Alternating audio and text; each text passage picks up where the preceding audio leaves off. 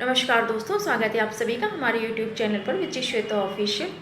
दोस्तों, कहते हैं शरीर मरता है परंतु आत्मा कभी नहीं मरती, आत्मा अजर अमर है। कभी कभी व्यक्ति किसी काम को बहुत शिद्दत से करता है और करना चाहता है, परंतु यदि वह काम बीच में छूट जाए तो वह जीते जी ना सही लेकिन मर कर भी उस काम को जरूर पूरा करता है। बस शिद्दत की आवश्यकता होती है। ऐसी ही कहानी है फ्रांस के मशहूर उपन्यासकार एल्बर्ट रोज की। दोस्तों, शरीर मर जाता है परंतु आत्मा कभी नहीं मरती है। अगर किसी काम को करने की चाहत बहुत ज़्यादा हो, बहुत बड़ी हो, शिद्दत बहुत बड़ी हो, तो उस काम को वो मरकर भी पूरा करता है। एल्बर्ट रोज फ्रांस के एक बहुत ही मशहूर और बड़े उपन्यासकार थे। वो एक अपना बहुत ही पसंदीदा उपन्यास लिख रहे थे। बहुत ही काफ़ी फेमस उपन्यास है। जो उपन्यास पढ़ने के शौकीन हैं उनको पता होगा। उस उपन्यास का नाम है बाही भ्रंग। बाही भ्रंग एक काफ़ी फेमस उपन्यास है। वो उस उपन्यास को लिख रहे थे और लगभग आधा उपन्यास ही पूरा हुआ था कि बीच में ही एल्बर्ट रोज की मृत्यु हो गई और वो उपन्यास अधूरा रह गया। उनकी मृत्यु के बाद जिसने भी उस उपन्यास को पढ़ा वो दंग रह गया। यहाँ तक कि स्वीडिश अकादमी के एक सदस्य ने यहाँ तक कह दिया कि अगर यह उपन्यास पूरा होता तो निश्चित ही इसे नोबेल पुरस्कार से नवाजा जाता, इसे नोबेल पुरस्कार प्राप्त होता। एल्बर्ट रोज की मृत्यु के बाद उनकी पत्नी सीएल बहुत दुखी रहती थी। उनके जाने के बाद कोई संतान न होने के कारण वो काफ़ी अकेली पड़ गई थी। एक दिन सीएल एल्बर्ट रोज को याद करते हुए अपने ही घर में एक एकांत जगह, एकांत कमरे में बैठ गई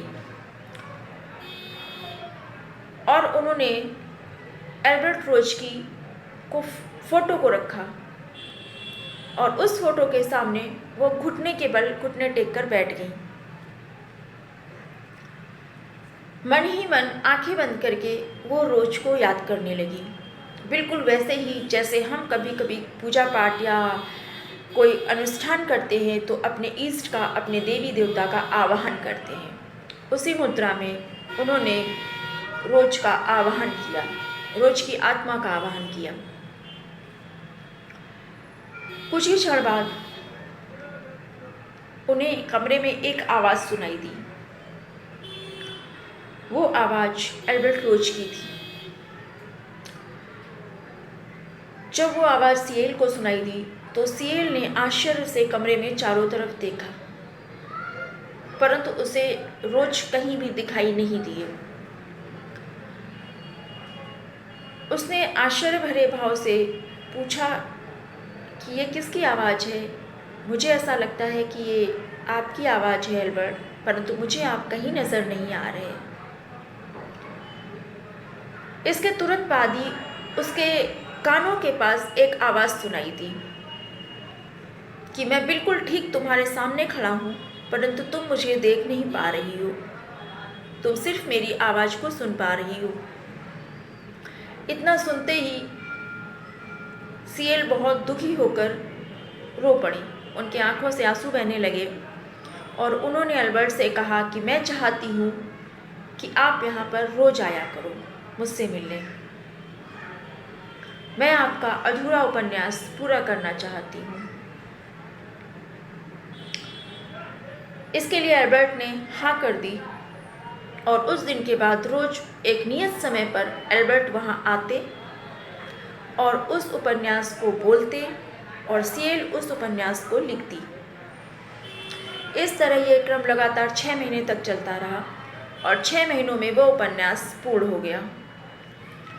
उपन्यास पूर्ण होने के पश्चात वो इतना फेमस और इतना अच्छा उत्कृष्ट उपन्यास था कि उसे कई नोबेल पुरस्कार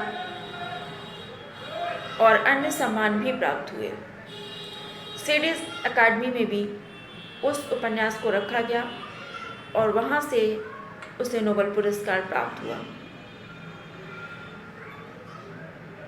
उस नोबेल को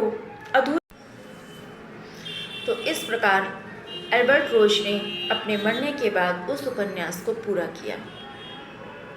दोस्तों, इस कहानी से दो चीज़ें साबित होती हैं, दो बातें साबित होती हैं। पहला ये कि ये कथन बिल्कुल सत्य है, सत्य साबित होता है कि शरीर मरता है परंतु आत्मा कभी नहीं मरती है। दूसरा ये कि अगर किसी कार्य को करने के प्रति आपका जुनून, आपकी लगन, आपकी शिद्दत जितनी ज़्यादा बड़ी होगी, वो कार्य उतनी ही सफलता को प्राप्त करेगा और उस कार्य के पूर्ण होने में निश्चितता उतनी ही ज़्यादा होगी। दोस्तों, अगर आपको ये कहानी अच्छी लगी हो, पसंद आई हो, तो हमारे चैनल को लाइक करें, सब्सक्राइब करें और शेयर करें। थैंक यू दोस्तों। हंसते रहिए, मुस्कुराते रहिए, खुश रहिए।